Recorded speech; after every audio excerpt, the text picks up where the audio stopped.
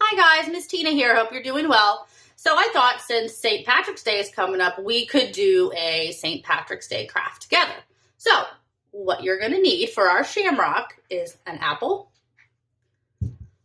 some green paint, and some paper, any color paper.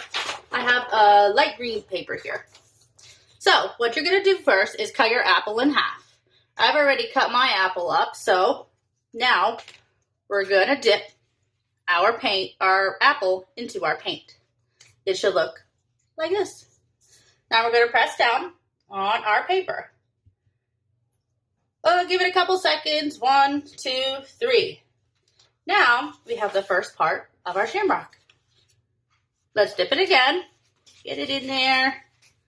Cover that apple. There it is. We're going to make the second part of our shamrock. Press down. And there's the second part of our shamrock. Now, the last part, we're going to dip, smush it around, get all the paint you can. There's the third part, and we're going to press it down on our shamrock. 1, 2, 3. Now, there is the third part of our shamrock. Now, you can take a brush or your finger or anything, dip it in that green paint, and make a stem. Now, I also got some glitter, but that's up to you. I'm going to put a little bit of glitter on my shamrock.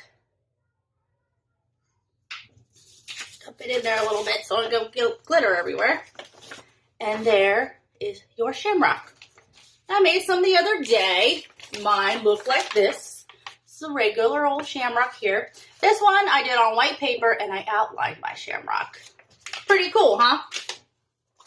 Well, that is our St. Patrick's Day craft then. I hope you guys are doing well. I miss you. Hope to see you soon. Have a wonderful St. Patrick's Day. See ya.